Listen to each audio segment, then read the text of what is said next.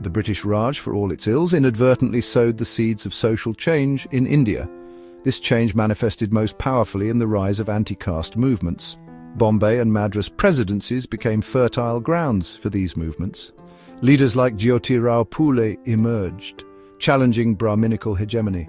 Phule, a fiery voice from Maharashtra, established the Satyashodak Samaj. He attacked the core of caste-based discrimination.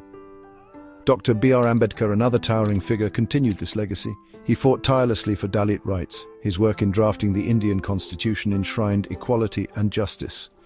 In Madras, E.V. Ramasamy Periyar ignited the Dravidian movement. He challenged Brahminical dominance in South India. These leaders, though geographically separated, shared a common goal: dismantling the oppressive caste system.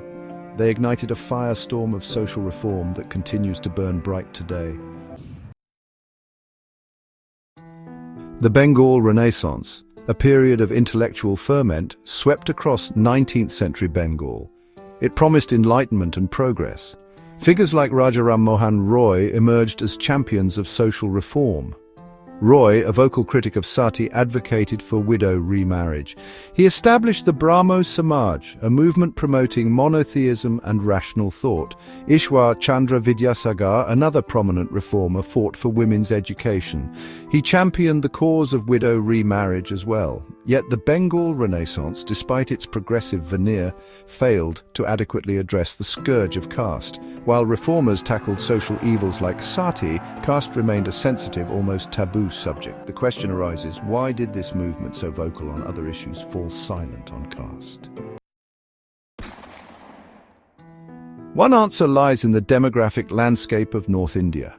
The region had and continues to have a higher concentration of Brahmins and other upper castes compared to the south. This dominance translated into social, economic and political power. The upper castes held sway over resources, institutions and narratives. This skewed power dynamic made it difficult for lower castes to organize and challenge the status quo. The sheer weight of upper caste dominance created an environment where dissent was stifled. The fear of reprisal, social ostracism and economic backlash kept many from speaking out against caste-based discrimination. In this context, the absence of prominent anti-caste movements in North India becomes less perplexing. Section 4. Veiled oppression. Bhakti, Bhadralok and the illusion of equality. Another factor contributing to this disparity lies in the nature of caste oppression itself. The Bhakti movement, which swept through North India centuries ago, preached equality before God. This message, while powerful, often masked the realities of caste on the ground. Similarly, the rise of the Bhadralok class in Bengal, with its emphasis on education and enlightenment, created a veneer of social progress. However, this progress rarely extended to the lower castes. The Bhakti movement and the Bhadralok worldview, in their own ways, softened the edges of overt caste oppression.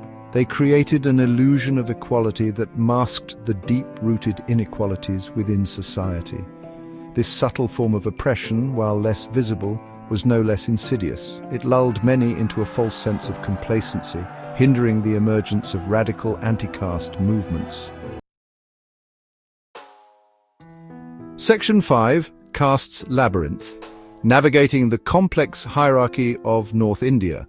The social fabric of North India, woven with intricate caste hierarchies, further complicates the picture.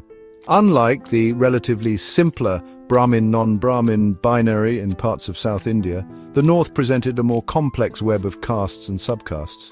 This intricate layering made it difficult to forge a united front against caste-based discrimination. The fluidity of caste identities, with its regional variations and occupational overlaps, further muddled the waters. This complexity, while a testament to the diversity of Indian society, also served as a barrier to collective action. The absence of a clear target, like the Brahminical dominance in parts of the south, made it harder to mobilize a sustained anti-caste movement.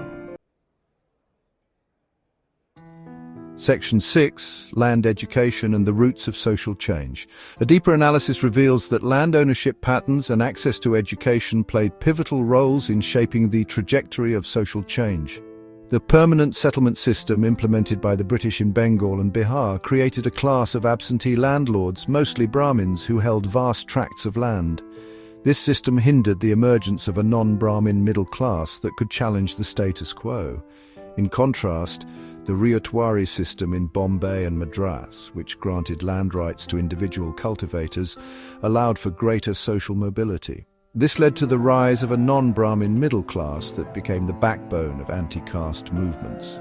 Furthermore, British education policies in Bengal, which favoured elite Hindus, limited access for lower castes to modern egalitarian ideas. Conversely, the government in Bombay, under the influence of reformers like Jyotirao Phule, promoted education for lower castes. This disparity in access to education further exacerbated existing social divisions.